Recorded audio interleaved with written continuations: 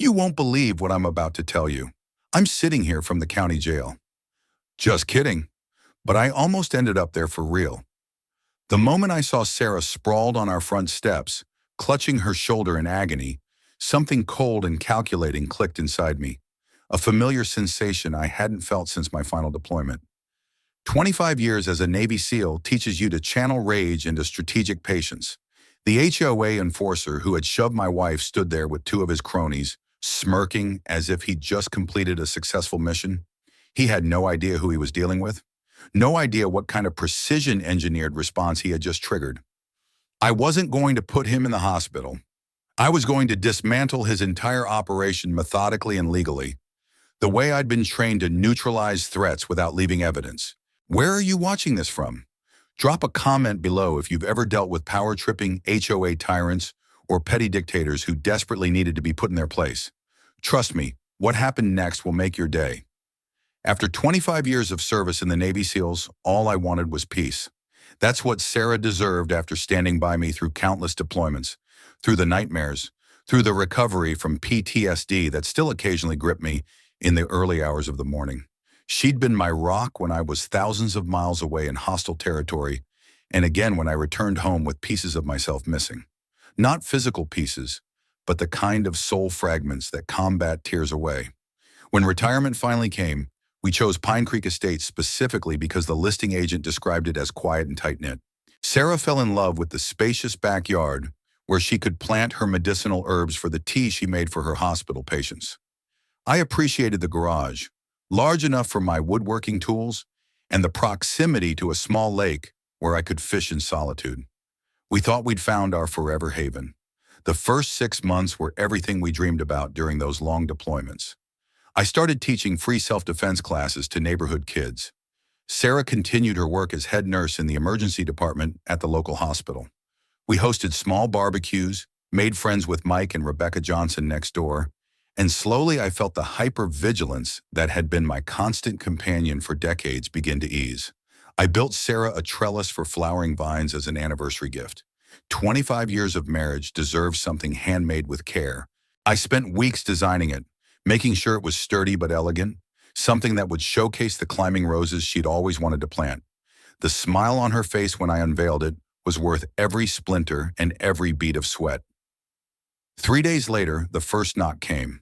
A muscular man in his mid-30s with a tight polo shirt stretched across his chest stood at our door with a clipboard and a scowl.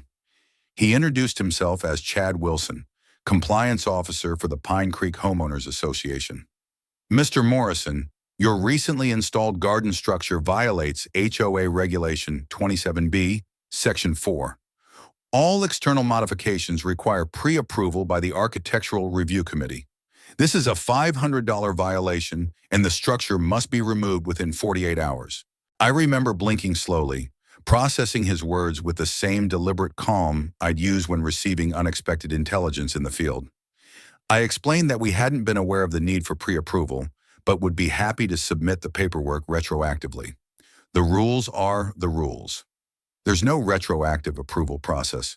Remove it or the fine doubles. He slapped the violation notice into my hand and strutted back to his HOA branded SUV. That evening, as Sarah and I reviewed the HOA bylaws, a document I now realized we should have studied more carefully before purchasing, Mike Johnson leaned over our shared fence. "I see you've met the HOA enforcement squad," he said with a grimace. "Be careful with them. I'm a retired cop, and even I can't stomach how they operate. Karen Matthews runs this place like it's her personal kingdom. They've forced at least 3 families to sell and move out in the past year alone." This information triggered my analytical mind, the part of me that had planned operations and assessed threats. Why would an HOA be so aggressive that it drove residents away? Homeowners associations typically wanted stability, not turnover. Something didn't add up, and in my experience, incongruities often pointed to hidden motivations. I filed a formal appeal with the HOA board, requesting a reasonable accommodation and offering to modify the trellis if necessary to meet guidelines. The response came 3 days later. Not only was my appeal denied, but we were now being cited for 5 additional violations. Mailbox color, not to specification, though it was the same as when we purchased the home. lawn height exceeding the 3-inch maximum by approximately half an inch, improper garbage can placement, though it was behind our fence, unauthorized garden plants, Sarah's medicinal herbs, and creating a nuisance with my youth self-defense classes. The total fines now exceeded $2,000. This wasn't random enforcement, it was targeted harassment. As I showed Sarah the notices, I saw a familiar determination in her eyes. "This isn't right, Jack," she said quietly. "We need to stand up to them, not just for us, but for everyone else they're bullying." I nodded, feeling a calm settle over me, the same calm that preceded every mission I'd ever led. "I just wanted a quiet retirement," I said, "but it looks like we have one more operation to plan." I requested a meeting with the HOA board, determined to address this situation professionally and directly. The meeting was held in the community clubhouse, a tastefully decorated space that screamed over-budget renovation. 5 board members sat behind a long table like judges at a tribunal, with Karen Matthews in the center. At 58, she had perfectly coiffed blonde hair, jewelry that cost us more than most residents' monthly mortgage payments, and the kind of smile that never reached her eyes. To her right sat Doug Peterson, a thin man with a perpetual frown, who was introduced as the treasurer and vice president. The other 3 board members remained silent throughout most of the meeting, nodding along with whatever Karen said like well-trained puppets. "Mr. Morrison," Karen began, her voice dripping with condescension, "we understand you're new to community living, but our rules exist to maintain property values and neighborhood standards. Everyone else manages to follow them." I maintained my composure, decades of high-pressure situations having trained me to keep my heart rate steady under fire. I presented printed examples of similar structures in the neighborhood that had apparently received approval, including one in Karen's own backyard. I also noted several discrepancies in the financial reports that were publicly available, vague line items for landscaping services, and consulting fees that seemed unusually large for a community of our size. Doug's face reddened at this while Karen's smile froze in place. "We're not here to discuss association finances, Mr. Morrison. We're here about your violations. Either comply or face the consequences." The dismissal was absolute, but in that moment of tension, I'd seen something valuable. A flash of panic in Doug's eyes when I mentioned the finances. In tactical training, we called this identifying the weak point. The following week, HOA patrols around our home intensified. I caught Chad taking photos through our windows, documenting God knows what violations. When confronted, he smirked and said, "Just doing my job." "Maybe if you don't like being monitored, you should move somewhere without rules." His hand rested casually on his belt near a taser, an unnecessary show of force that told me volumes about his character and training. As a SEAL, I'd learned to read people quickly, identifying threats and weaknesses. Chad was a bully who'd never faced real resistance, deriving his sense of power from intimidating those who couldn't or wouldn't fight back. His type was common in certain security roles, men who couldn't make it in legitimate law enforcement or military service, but craved authority. Sarah continued tending her herb garden despite the HOA notices, refusing to let intimidation tactics deprive her patients of the natural remedies that supplemented their treatments. One evening, returning from a particularly grueling shift where she'd lost a young car accident victim, she decided to dismantle part of the trellis. "It's not worth the battle, Jack," she said wearily. "Some fights you just have to let go." I was in the garage when I heard the commotion, raised voices, then a cry of pain. I moved without thinking, covering the distance to our front yard in seconds. Sarah was on the ground, her face contorted in pain as she clutched her shoulder. Chad and 2 other HOA employees stood over her, one holding a camera. "She refused to allow a compliance inspection," Chad said defensively as I knelt beside my wife. "We have authority to enter properties for inspection under Section 12 of the HOA agreement." Sarah looked up at me, her professional medical assessment cutting through her pain. Dislocated shoulder, possibly torn rotator cuff. My vision narrowed as decades of combat training screamed at me to neutralize the threat in front of me. 3 targets, unarmored, the primary aggressor, front and center. In my SEAL days, Chad would already be unconscious, possibly with a crushed trachea, but I wasn't that man anymore. Or rather, I was more than just that man. I helped Sarah to her feet, supporting her weight carefully to minimize pain to her injured shoulder. "You've made a serious mistake," I told Chad, my voice deadly quiet. Mike and his wife Rebecca had heard the commotion and arrived, Rebecca already recording with her phone. "Call the police," I told Mike. Chad scoffed. "Go ahead." Officer Benson is a personal friend. This was just a misunderstanding between neighbors. When Officer Benson arrived 20 minutes later, his cursory interview and dismissive attitude made the connection clear. He refused to file a report, suggested Sarah had tripped, and advised us to work things out like adults. As we drove to the hospital, Sarah's shoulder temporarily immobilized, I made a decision. The HOA wasn't just corrupt. It was dangerous, and dangerous organizations needed to be dismantled systematically, starting with intelligence gathering. Karen, Doug, Chad, and this Officer Benson had no idea what they just initiated. They saw a middle-aged couple they could bully. What they couldn't see was the methodical operator analyzing their weaknesses, mapping their connections, and preparing to dismantle their entire operation. In SEAL training, they teach you that the most dangerous enemy isn't the strongest one. It's the one who knows your vulnerabilities.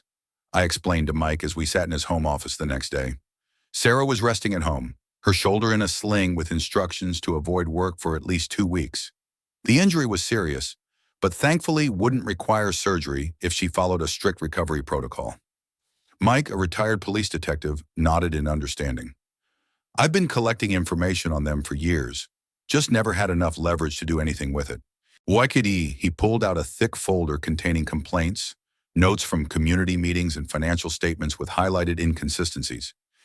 Karen's husband died 3 years ago under suspicious circumstances, carbon monoxide in the garage. The investigation was rushed and Officer Benson handled it personally. She suddenly had money for luxury cars and designer clothes after being on a fixed income before. Doug Peterson was fired from First National Bank for accounting irregularities, but it was kept quiet. In Chad, he has a sealed record for domestic violence. The charges disappeared after he started working for Karen. This was the intelligence foundation I needed. Mike's wife, Rebecca, a reporter for the local paper, agreed to quietly research the HOA's financial records and Karen's sudden wealth. "I've wanted to run this story for years," she confided, "but could never get enough sources willing to go on record. Most people are too afraid of retaliation. I understood their fear. When you're facing an opponent with power over your home and financial security, standing up takes extraordinary courage. The same dynamic exists in countries under authoritarian control. People accept daily injustices because the cost of resistance seems too high. But every oppressive system has weaknesses, and I'd spent my career identifying and exploiting them. I called Sam Wilson, a young lawyer and former Army Ranger, who owed Sarah his life after she'd worked 36 straight hours to save him following a motorcycle accident during his leave. He arrived at our home that evening, refusing payment and insisting this was about balancing the scales. Together, we pored over the HOA bylaws, state regulations governing homeowners associations, and financial disclosure requirements. They violated at least 6 state statutes, Sam concluded, shaking his head. The problem is, enforcement usually requires residents to hire expensive attorneys and fight lengthy battles. They count on people giving up. I smiled slightly, remembering similar assessments during particularly challenging missions. That assumes they haven't faced someone with nothing but time and proper training. In the SEALS, we learned that when conventional approaches fail, you change tactics. We're going to hit them from angles they aren't defending. Over the next week, I systematically documented every HOA violation within the neighborhood. Selective enforcement was illegal under state law. I photographed Karen's unapproved gazebo, Doug's oversized shed, and the board members' homes that miraculously received no citations despite clear infractions. I filed 12 separate requests for financial records under the mandatory disclosure provision. I attended every open HOA meeting, recording each procedural violation. Sarah, even with her injury, helped by connecting me with other residents who had faced similar harassment. Our dining room became an operations center with a large whiteboard mapping out the connections between Karen, Doug, Chad, and Officer Benson. Mike installed security cameras around our property, capturing Chad's increasingly frequent inspections and attempts to peer through our windows. You're not going to physically confront them, are you, Jack? Sarah asked one night, concern in her eyes as she caught me staring at the whiteboard, lost in thought. I turned to her, gently adjusting her sling to make her more comfortable. No, that would give them what they want, an excuse to escalate legally. In the teams, we learned that the most effective operations aren't about brute force. They're about leverage and timing. I kissed her forehead softly. They injured my favorite nurse. That's not something I can overlook, but I'm not going to handle this like a blunt instrument. I'm going to dismantle their entire operation so methodically they won't know what hit them until it's too late. Sarah smiled through her pain. Just promise me you'll be careful. These people are vindictive. I nodded, understanding her concern. What I didn't tell her was that I'd already begun the first phase of the operation, and Karen Matthews' carefully constructed kingdom was about to face its first real challenge. The next HOA meeting became the opening salvo in our campaign. I arrived early, setting up a small audio recorder, legally permitted in our state for public meetings, and a notebook. Karen's eyes narrowed when she saw me, but she maintained her plastic smile as the room filled with residents. Most sat quietly, eyes down, clearly conditioned to avoid drawing attention. Before we begin, I said when the floor opened for resident comments, I'd like to address the board's response to my formal complaint regarding the assault on my wife by HOA enforcement personnel. A murmur ran through the crowd. Karen quickly interjected, That's not on tonight's agenda, Mr. Morrison. We have a procedure for... I cut her off politely but firmly. Actually, according to HOA Bylaw 7.3, residents may address safety concerns as priority items at any regular meeting. I've distributed copies of the relevant section to everyone present. I handed out pre-prepared packets containing not just the bylaw, but also witness statements regarding Sarah's injury and photos of similar unapproved structures throughout the neighborhood that hadn't received citations. Doug Peterson's face flushed red as I methodically laid out the selective enforcement pattern. This is absurd. You're disrupting a community meeting with personal grievances, he sputtered. I maintained perfect calm, my voice steady. I'm exercising my rights as a resident under the very bylaws you're entrusted to uphold. Additionally, I've submitted 12 requests for financial records that are legally required to be accessible to all association members. To date, none have been fulfilled, which violates both HOA transparency requirements and state law. The other residents were watching now, heads up, a few nodding slightly. Karen attempted to regain control by calling for a motion to adjourn, but I noted loudly that doing so without addressing safety concerns would constitute another bylaw violation. For perhaps the first time in years, the meeting continued despite Karen's obvious desire to end it. Over the following weeks, I created an informal online community forum for Pine Creek residents.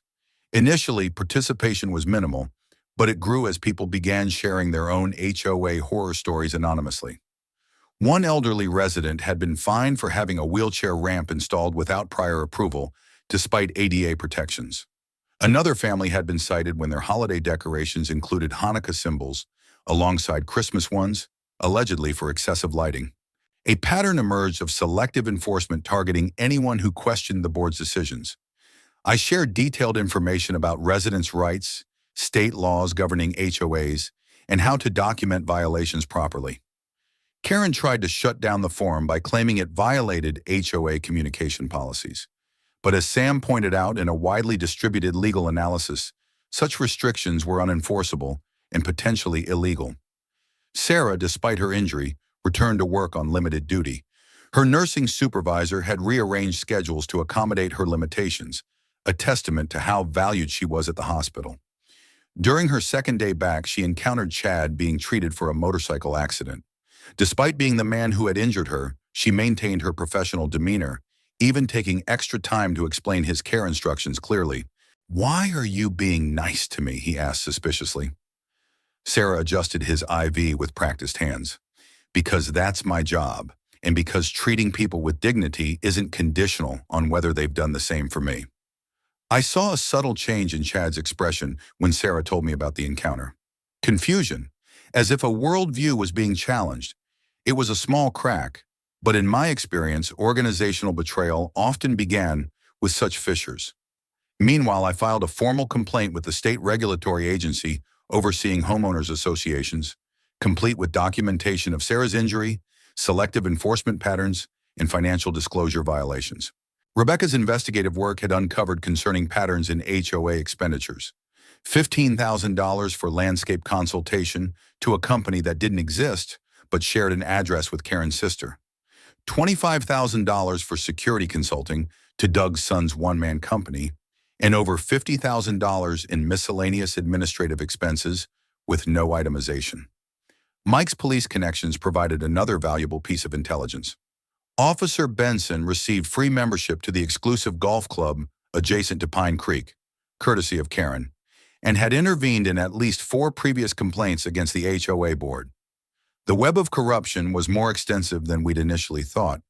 Not just petty power trips, but systematic financial exploitation. Karen and Doug must have received notification of the state investigation because the harassment intensified.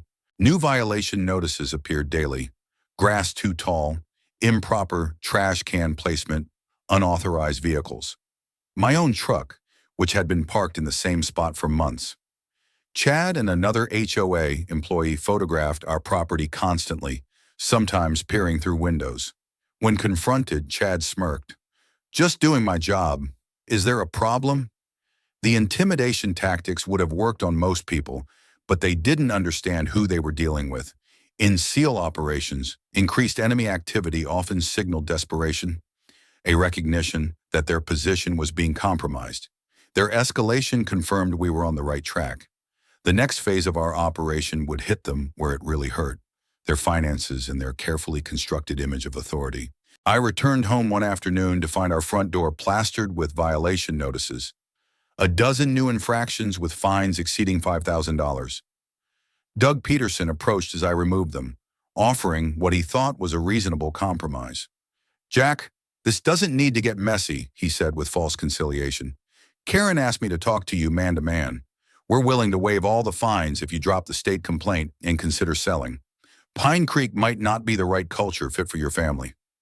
I studied him with the calm assessment I'd developed negotiating with warlords. "That sounds remarkably like extortion, Doug. I wonder how the state investigators would interpret such an offer." His friendly facade cracked. "You're making a big mistake. You have no idea who you're dealing with." I allowed myself a small smile. "Actually, I think that's your problem, not mine." We escalated our strategy with Sam obtaining a temporary restraining order, preventing any surprise inspections of our property. Rebecca had collected statements from 15 residents who had experienced similar harassment but had been afraid to speak up. Most importantly, we'd received an anonymous email from a former HOA accountant with bank statements showing a separate account under Karen and Doug's control where significant association funds had been diverted. Karen's response was to call an emergency HOA meeting to vote on a special assessment, an additional $2,000 per household for legal defense of community standards. The real purpose was clear: drain the association's legitimate funds before investigators could review the books. At the meeting, Karen portrayed our legal challenges as an attack on property values. After she finished, I stood and addressed the room.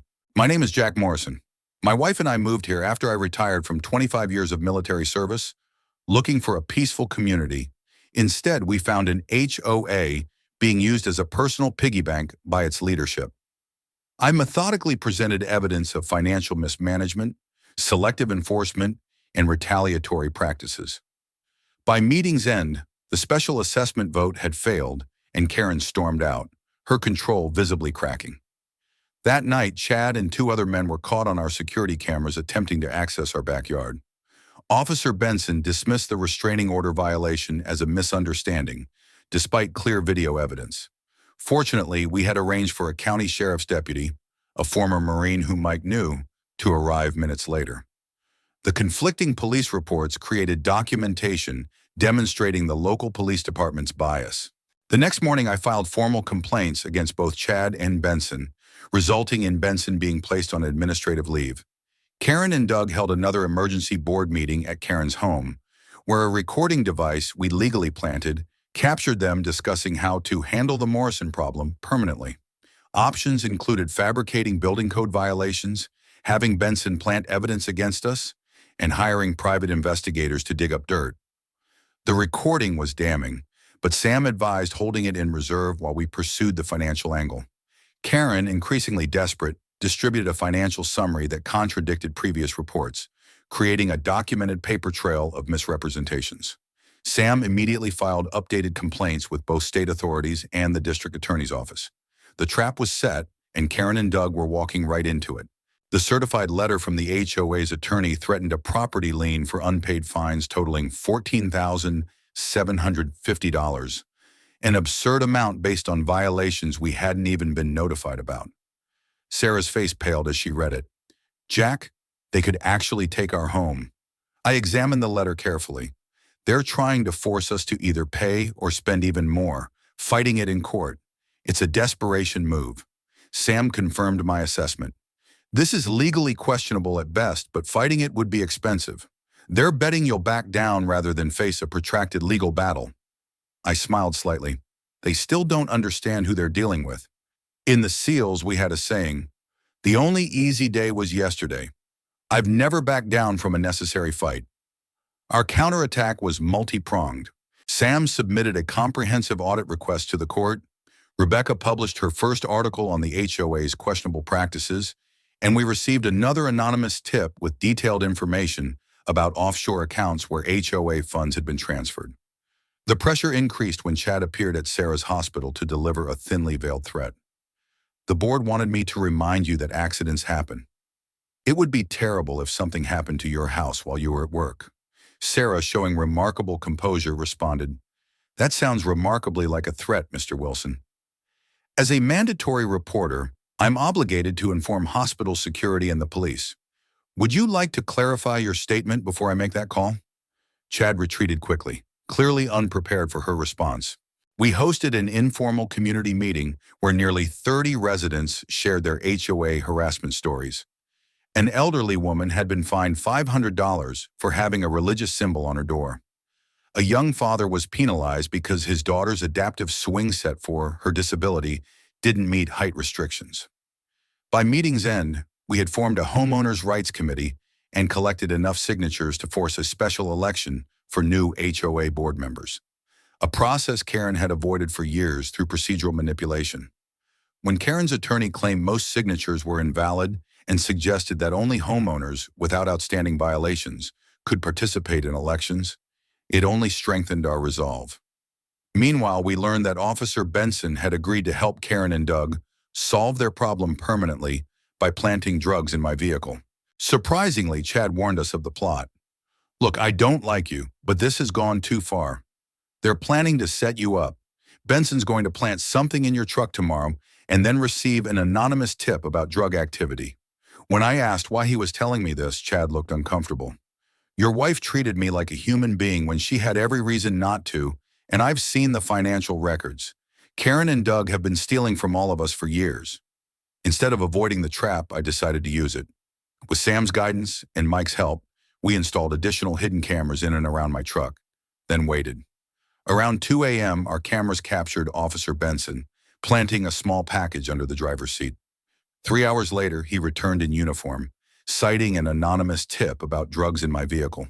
The trap was set, and Benson was about to learn the consequences of underestimating a retired SEAL. When Benson approached with his anonymous tip, I played along with just enough confusion and outrage to seem authentic. "I have nothing to hide," I said, providing consent to search.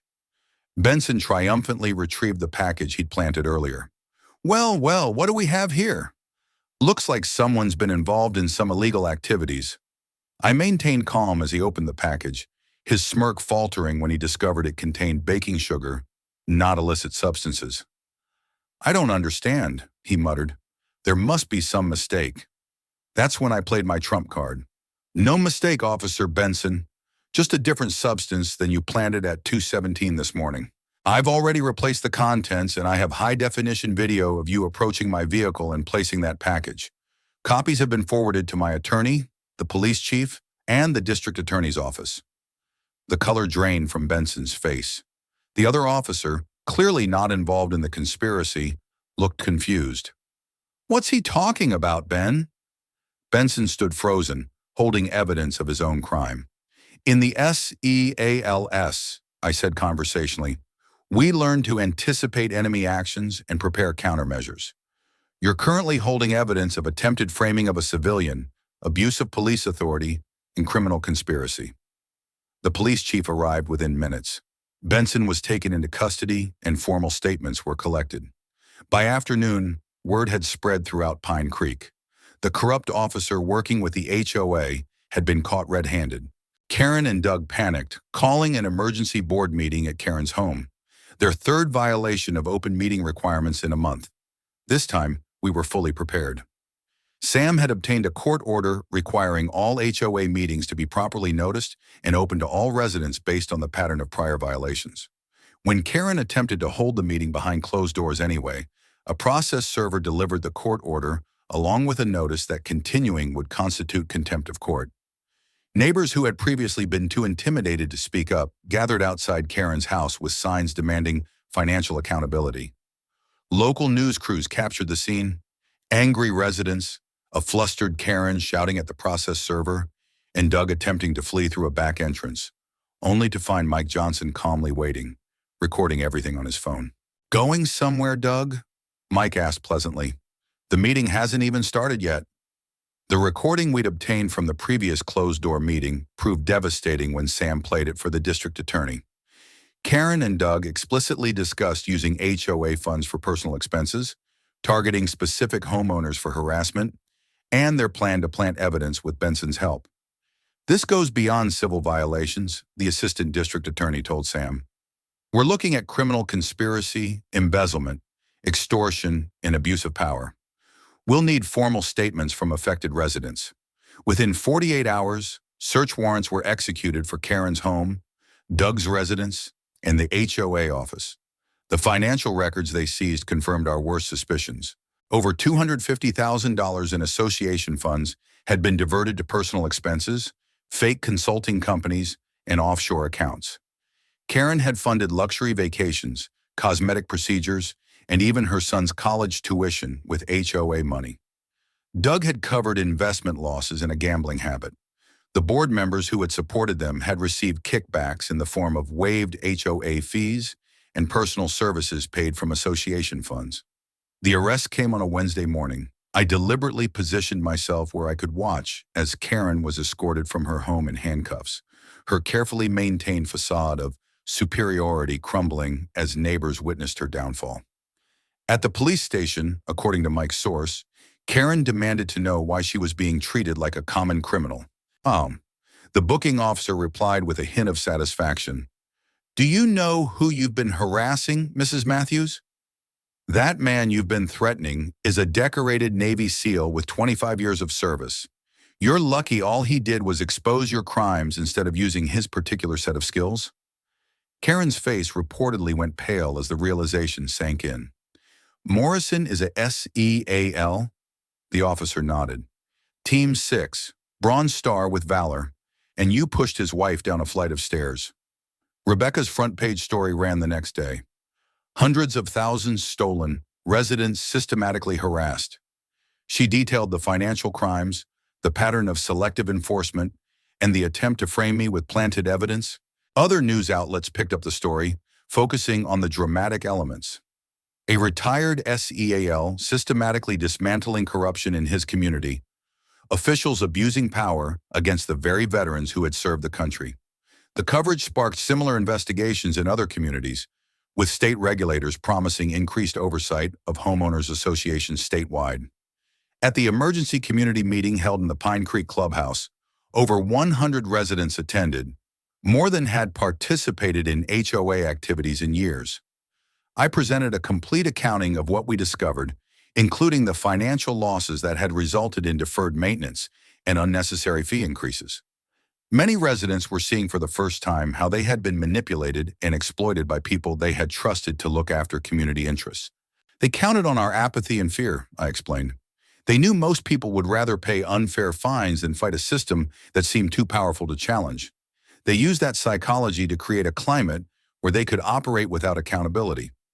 When I finished, the applause was thunderous, not for me specifically, but for the restoration of fairness and transparency. The interim HOA board elected that night immediately established new policies requiring financial transparency, fair enforcement procedures, and proper notification of all meetings and decisions. They reduced association fees by 30% while actually increasing services simply by eliminating the systematic theft that had drained resources for years. Thomas Murray, a city council member who had previously supported Karen, publicly apologized for his failure to investigate residents' complaints. This situation has taught me a valuable lesson about listening to constituents and questioning those in positions of authority, he said during a council meeting.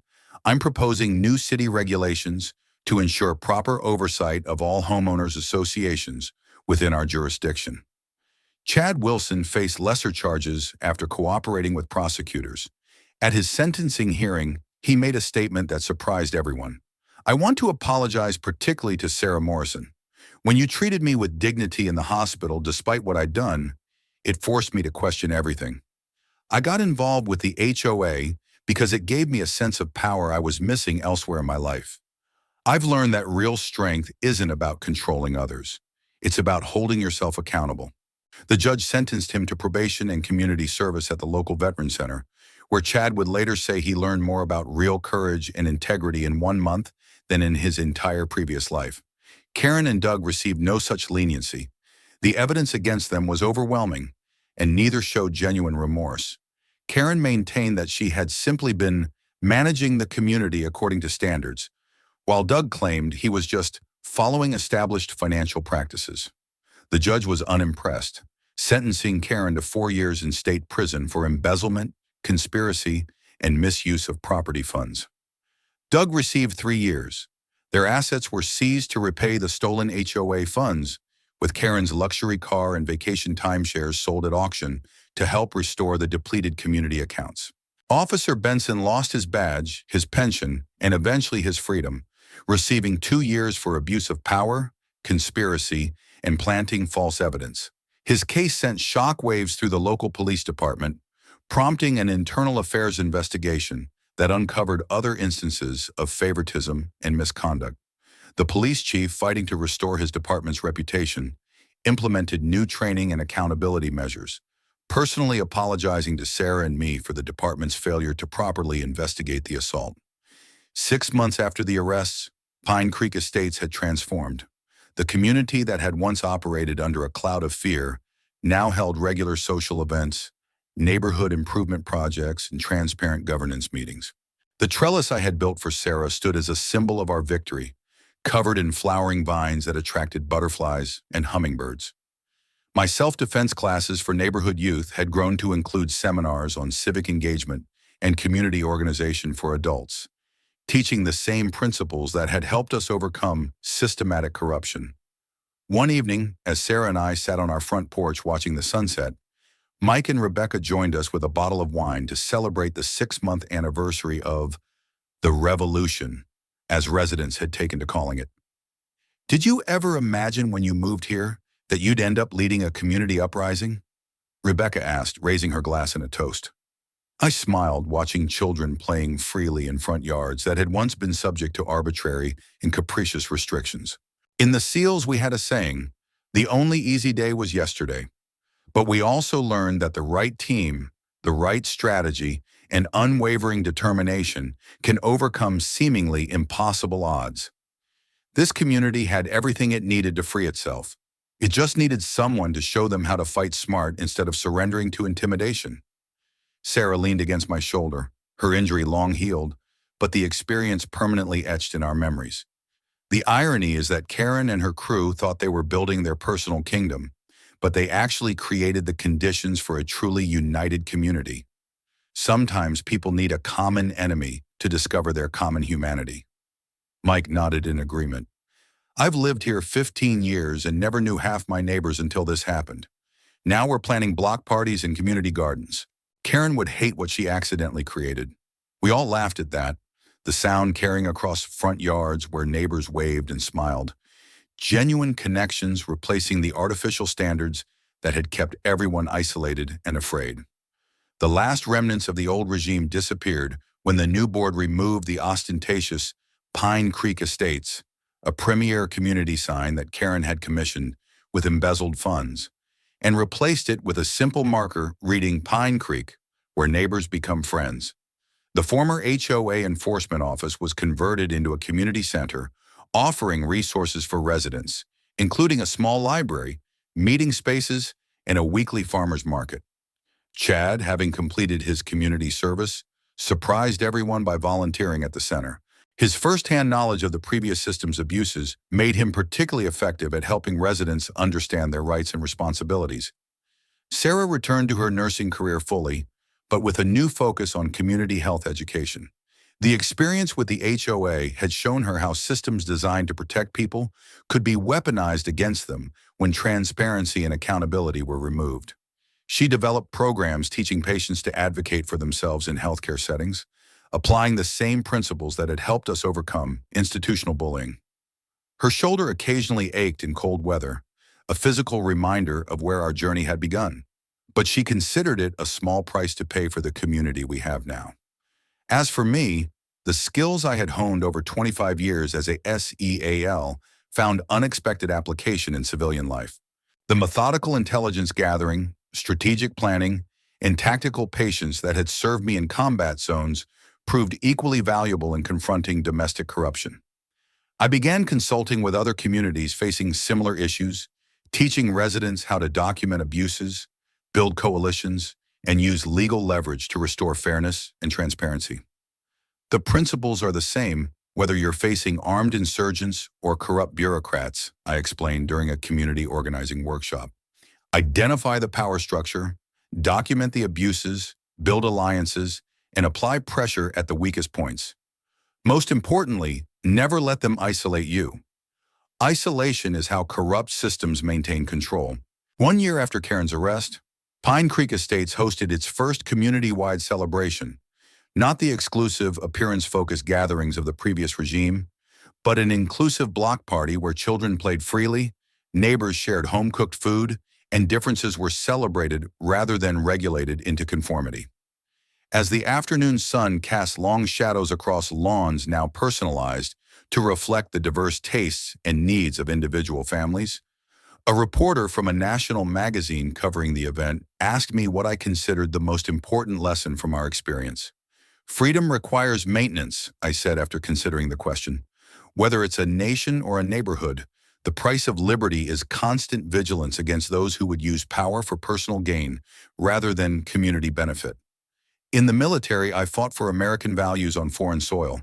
Here I discovered those same values needed defending in my own backyard. The weapons were different. Documents instead of rifles, evidence instead of explosives. But the fundamental principle was identical. Stand up for what's right, no matter the personal cost. The reporter nodded thoughtfully. And was it worth it? All the stress, the risk to your reputation, the threat to your home. I looked across the gathering where Sarah was laughing with neighbors who had once been too frightened to speak to each other, then at the trellis that had started our journey, now a living monument to persistence and renewal. Some fights choose you. When they do, the only question is whether you'll face them with courage or bow to intimidation. For 25 years in the SEALs, I learned that the hardest battles often yield the most meaningful victories. This wasn't the peaceful retirement I imagined, but it gave us something more valuable, a community worth fighting for.